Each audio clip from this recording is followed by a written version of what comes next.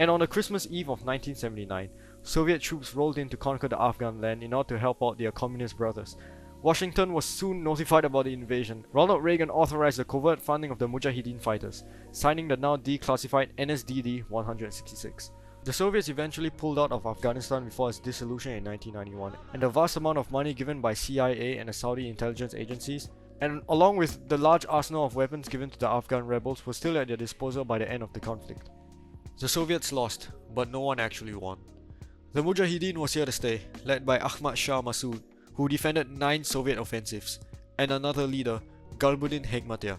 But the conventional government in Afghanistan was also here to stay.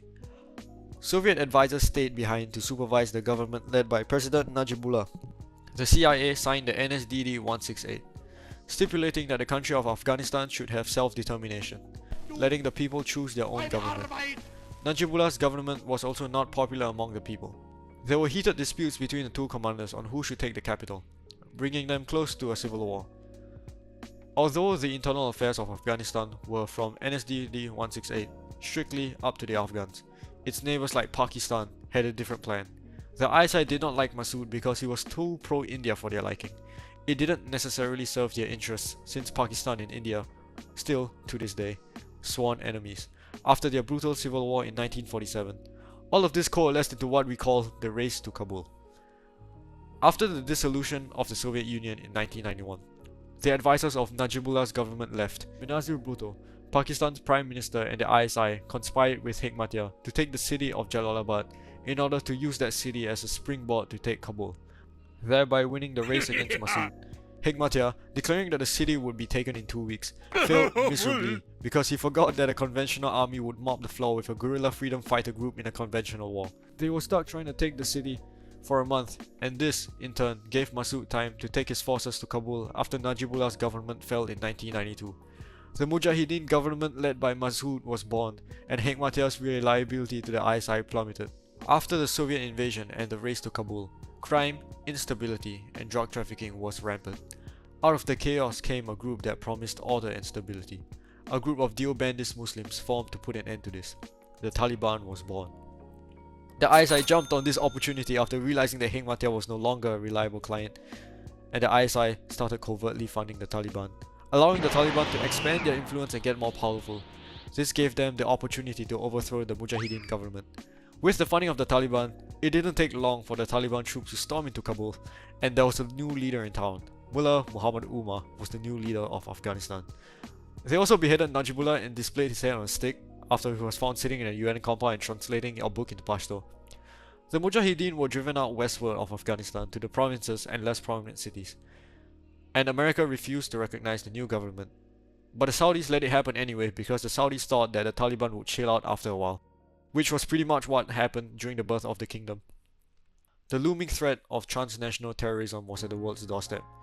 Instances such as the CIA HQ attacks and the World Trade Center attacks by Ramzi Youssef and Mir Amal Qasi in 1992 and 1993 respectively.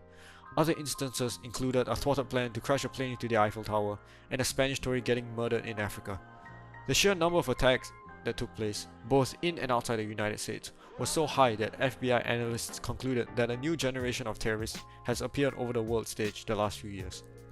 Back in Saudi Arabia, Osama bin Laden was exiled from the kingdom due to his comments inciting violence against the government, mainly criticizing the kingdom's abandonment of Islamic principles and the presence of US troops. He fled to Sudan and later slipped into Afghanistan. This is the moment Al-Qaeda stopped being a loose idea and became an organization. It was born in August 1998, after Osama bin Laden convened a small group of associates in Peshawar, Pakistan, to organize a group of Arab Mujahedeen veterans into a structured network to engage in jihad.